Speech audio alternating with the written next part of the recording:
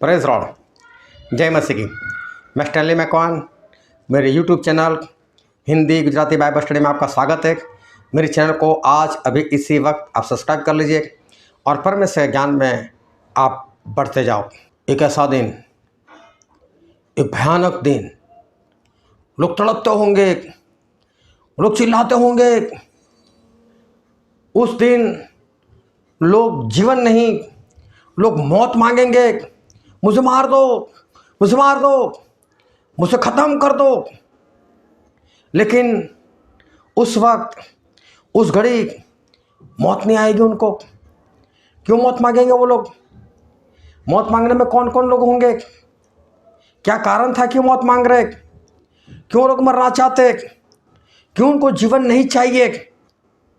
कारण है कुछ। कहीं ऐसा तो नहीं कि उस वक्त वो चिल्लाने में आप भी हो सकता है ऐसा। कहीं उस वक्त आप भी चिल्ला रहे हो, मुझे मौत चाहिए, मुझे मौत चाहिए। लेकिन जैसे मौत भी आपसे दूर भाग जाएगी। ये कौन सा दिन है? ये कौन सा वक्त है? मैं कौन से दिन की बात कर रहा हूँ, वो जानने के लिए मेरे साथ इस वीडियो में अंत तक बने रहो।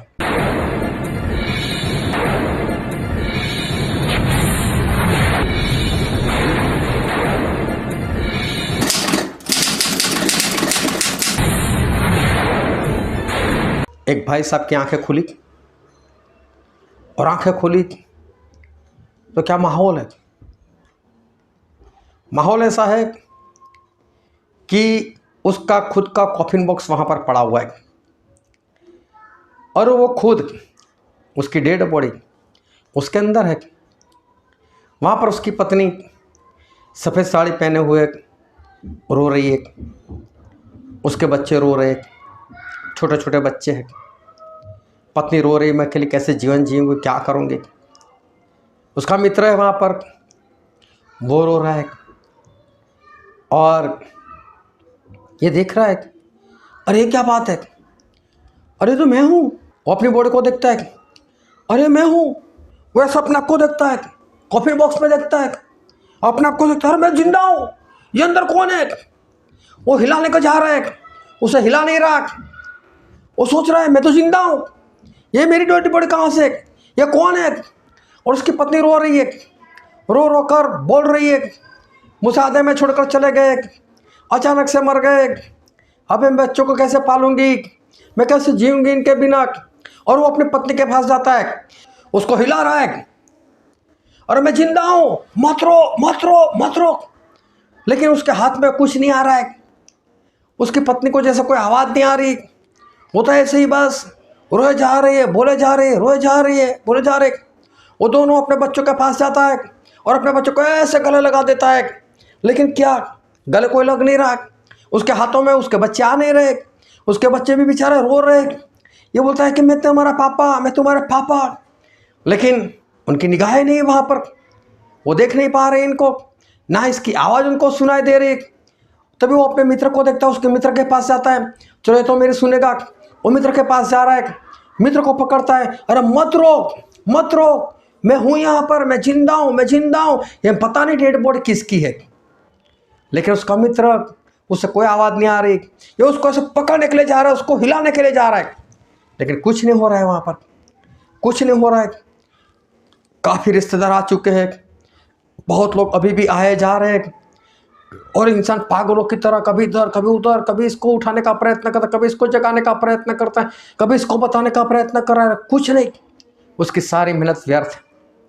और तभी वहाँ पर एक इंसान की एंट्री होती है, और वो है बड़ा लंबा सा सफ़ेद कुर्ता पहने हुए, हाथों में बाइबल लिए हुए पास्टर की एंट्री।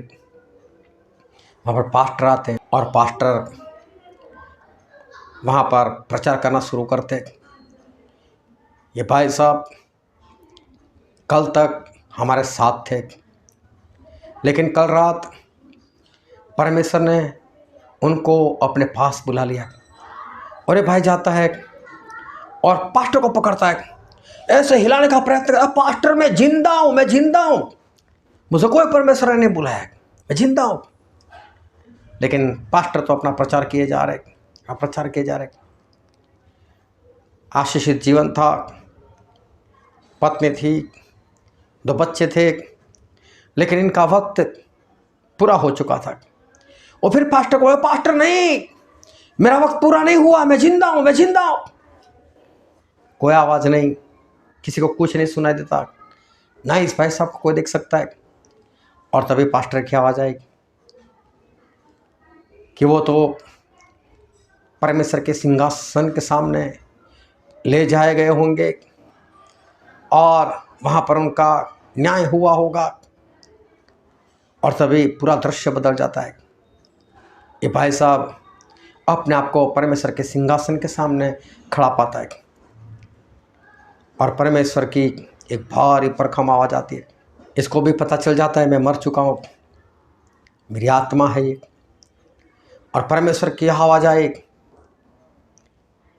मैं भूखा था, तूने मुझे खिलाया नहीं, मैं प्यासा था, तूने मुझे पिलाया नहीं, मैं परदेसी था, तूने मुझे अपने घर में रखा नहीं, मैं नंगा था, तूने मुझे वस्त्र नहीं पहनाए, मैं जेल में था, तूने मेरी खबर नहीं ली, मैं बीमार था, तूने मेरी सुधि नहीं ली।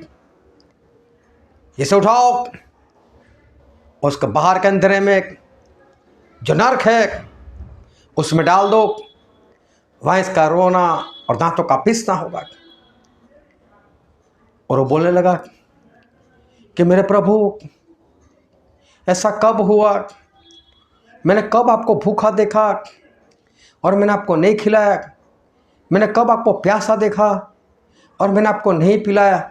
मैंने कब आपको परदेसी देखा, मैंने अपने घर में नहीं ठहराया? प्रभु, मैंने कब आपको नंगा देखा और मैंने आपको वस्त्र नहीं पहनाए? प्रभु, मैंने कब आपको जेल में देखा और मैं आपको मिलने के लिए नहीं आया? कब परमेश्वर मैंने आपको बीमार देखा और मैंने आपकी सुधि नहीं ली? और परमेश्वर की आवाज़ आई, मेरे छोटे भाइयों में से एक के साथ नहीं किया, मतलब मेरे साथ नहीं किया, डाल दो इसको बाहर के अंधेरे में। और कुछ लोग आए, उसको उठाया, ये छटपटा रहा था, नहीं नहीं नहीं, मुझे मत डालो, मुझ पर दया करो। लेकिन उठा कर लेकर गए और देखा तो एक भयानक सी आग, नीचे की ओर बड़ा खड्डा, अंधेरा, कुछ दिखाई नहीं दे रहा है। और इसको उठाकर वहां पर पटक दिया से, वो ऐसे गिरे जा रहा है और जोरों से आवाज लगाता है, नहीं। वो अचानक अपने बिस्तर पर बैठ पड़ता है। साथ में उसकी पत्नी सोई हुई थी, वो झाँक जाती है। बच्चे एक और थे, वो झाँक के, पूरा पसीने से तरबतर इंसान। उसको पता चला ये तो मेरा सपना था, सपना था। कुछ वक्त के बाद होश में आया, कितना भयानक सपना था, कितना भयानक सपना था। उसकी पत्नी ने बोला, क्या हुआ, क्यों डर गए? क्या कोई भयानक सपना देखा? क्या कोई भूत प्रेत देखा? ऐसे सुन्न हो गया, उसके मुंह से कोई आवाज़ नहीं निकल रही है। क्या जवाब दो? चुपचाप। उसके पत्नी ने देखा कुछ तो हुआ इसके साथ, थोड़ा धीरे धीरे कर बैठी रही, पानी ला कर दिया, पानी पिया। 10-15 मिनट हो गए, कुछ ये भाई संभला। और पत्नी ने एक बार पूछा फिर से, क्या हुआ, कोई डरावना सपना देखा? और बोला, मुझे परमेश्वर ने एक मौका दिया है, मुझे परमेश्वर ने एक मौका दिया है। परमेश्वर ने? ये कैसी बहकी बहकी बातें कर रहे हो? परमेश्वर कौन सा मौका दिया आपको? क्या दिया? अरे क्या हुआ, अच्छे से बताओ। अरे भाई साहब ने पूरा सपना बताया। याद आया पिछले दिनों में पास्टर साहब ने बताया था कि परमेश्वर हमारा न्याय करेंगे। भाई और बकरे वाले होंगे, उनको कहेंगे मैं भूखा था, मुझे खिलाया नहीं। परमेश्वर जीवन की रोटी है। कई लोग ऐसे हैं जो वचन के भूखे, जिनके पास वचन नहीं जा रहे। पास्टर समझा रहे थे और हमें उनको वचन खिलाना है। कई लोग प्यासे हैं पवित्र आत्मा के, हमें उनको पवित्र आत्मा दिलाना है। कई लोग परदेसी है, मतलब परमेश्वर को नहीं जानते, हमें उनको लेकर परमेश्वर के पास लेकर आना है, भेंट करवानी है परमेश्वर से। कई ऐसे हैं जिनके पास आज्ञाकारी के वस्त्र नहीं, परमेश्वर की आज्ञा नहीं मानते, उन्हें हमें आज्ञाकारी के वस्त्र देने हैं। कई ऐसे हैं जो शैतान के बंधन में है, भूत प्रेत ने जकड़ा हुआ है, हमें उनको छुड़ाना है। कई लोग शराब, बीड़ी, तंबाकू उसमें फंसे पड़े हुए, उसके बंधन में, उनको छुड़ाना है। और कई लोग आत्मा में बीमार है, कमजोर है आत्मा में, उनको चंगाई दिलानी है। ये सारी बातें याद आ गई पास्टर की। बाइबल हाथ में ले लिया, मत्ती 25 निकाला, 31 से लेकर 46 तक एक बार फिर से पढ़ गया। भाई साहब, हाँ सही में ये तो करना है मुझे, ये करना है मुझे। परमेश्वर ने एक मौका दिया। सारी बातें इस भाई साहब ने अपनी पत्नी को बताई, इसको एक मौका मिल गया। क्या सिर्फ इसी इंसान को एक मौका मिला? नहीं, हर एक को परमेश्वर मौका देते, हर एक को परमेश्वर मौका देते।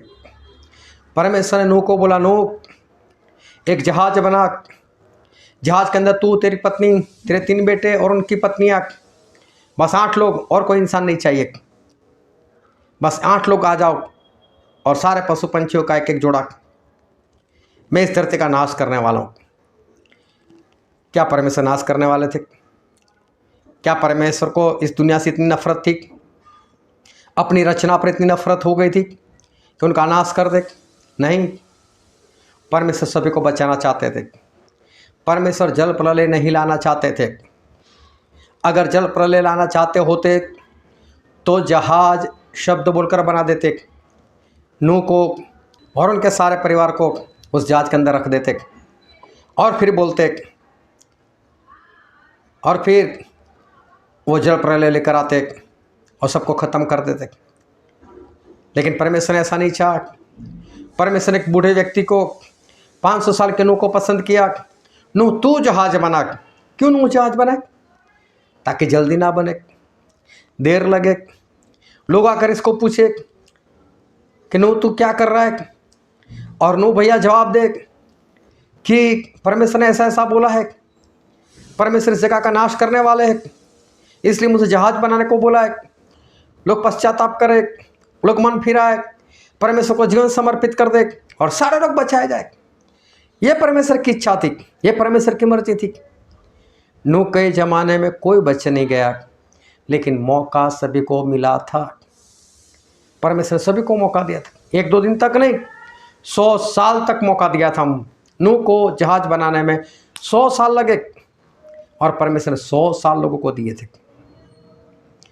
लोग नहीं माने, लोग नहीं माने, इस कारण लोग मर गए, वरना मौका तो सभी को मिला था और 100 साल तक मिला था। और मालूम है, जिस दिन बरसात बरसना शुरू हुआ होगा, पानी भरना शुरू हो गया होगा, नूह अपने जहाज में बंद है, और मालूम है जब पानी बढ़ता गया होगा, उस वक्त इसी भाई साहब को जो सपना आया, उसी तरह से कई लोग चिल्लाए, ए नूह दरवाज़ा खोलो, हमसे गलती हो गई, हमसे भूल हो गई। नूह अपने परमेश्वर को प्रार्थना करो, बरसात बंद करे।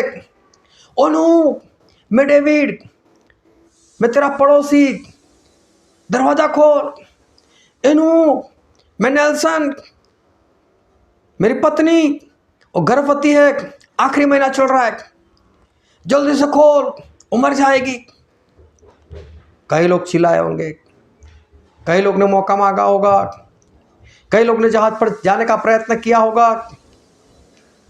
मौका खत्म हो गया था, लेकिन मौका तो उनको भी मिला था 100 साल तक। क्या परमेश्वर सदोम और अमोरा का नाश करना चाहते थे? नहीं, उनको भी मौका मिला था। परमेश्वर लूत के घर में ठहरे थे। वहाँ जितने लोग आए थे उन सभी को परमेश्वर ने अंधा कर दिया था। ये मौका था उनके लिए। अरे ऐसे कौन से इंसान आए जिसने हमको अंधा कर दिया, हमें कुछ दिखाई नहीं देता, इनके पास इतने बड़े चमत्कार। पैरों में पड़ जाते, क्षमा मांग लेते, सारे बचाए जाते। मौका तो इनको भी मिला था। लूत भी गए थे अपने जमाए लोगों के पास, उन्होंने उसका ठट्ठा किया, नहीं माना था। और मालूम है आखिर में परमेश्वर ने आग और गंधक बरसाई आसमान से। सदोम और अमोरा जो थे उसके चारों ओर से पहले आग बरसाई और आगे से धीरे धीरे धीरे धीरे से पास में आती गई होगी। कहीं यहाँ कहीं वहाँ ऐसे परमेश्वर ने आग नहीं डाली होगी, फिर तो भागने का मौका मिलता है उनको। लेकिन परमेश्वर ने रिंग लगा दी चारों ओर, और चारों ओर पहले आग लगा दी, कोई बाहर नहीं निकल सकता। अभी आग धीरे धीरे से फैल रही आगे आगे आगे, मतलब बीच की ओर। और मालूम है लोगों ने चिल्लाया होगा, हे लूत के परमेश्वर हमको क्षमा करो, आग बंद करो। मौका खत्म हो गया था। मौका तो उनको भी मिला था, लेकिन हालात कैसे हो गए? सारे नाश हो गए। आज मैं आपको कहता हूं कि आपको मौका नहीं मिला। आपकी आयु अगर आज 15 साल की है तो आपको 15 साल मिल चुके। आपकी आयु 20 साल की है तो आपको 20 साल तक मौके मिले। आपकी आयु 50 साल 60 साल जितनी भी आपकी आयु है, आज तक आपको परमेश्वर मौका दिए जा रहे हैं। आप ये नहीं बोल सकते कि परमेश्वर ने मुझे मौका नहीं दिया था। आपको मौका मिल चुका है। क्या आपने मौके का फ़ायदा उठाया? क्या आपने मन फिराया? क्या आपने पश्चाताप किया? क्या आपने पानी में डूबकर बपतिस्मा लिया? क्या आपने पापों की क्षमा पाई? क्या आपने पवित्र आत्मा को पाया? ये सारे मौके आपको मिल चुके। और उसके बाद पवित्र आत्मा पाकर आपको लोगों को खिलाना है, पिलाना है, परदेसी को अपने घर में रखना है, नंगे को वस्त्र पहनाना है, जो जेल में है शैतान के बंधन में उनको छुड़ाना है, जो आत्मा में कमज़ोर है, बीमार है, उनको चंगाई देनी है। क्या आपने ये काम किए? क्या आपको मौका नहीं मिला? क्या आपके पास बाइबल नहीं? क्या आपने कभी बाइबल नहीं पढ़ा? क्या आप कभी संगति में नहीं गए? मेरे भाई, क्यों हठीले बनते हो? क्यों हठीले बनते हो? हठीले मत बनो। फिरौन हठीला बना था और देखो आखिर में समुद्र में नाश हो गया। परमेश्वर हठीले लोगों से बैर रखते, उनको नम्र पसंद है। नम्र बन जाओ। आज ही एक मौका और परमेश्वर दे रहे। पश्चाताप कर लो, मन फिरा लो, बपतिस्मा ले लो, पवित्र आत्मा पालो और परमेश्वर का काम करो और परमेश्वर के दूसरे आगमन के लिए तैयार हो जाओ। बहुत जल्द एक बार फिर से इस धरती का नाश होने के लिए जा रहे हैं। उससे पहले अपने आप को बचा लो। परमेश्वर आपको आशीष दे। आमीन।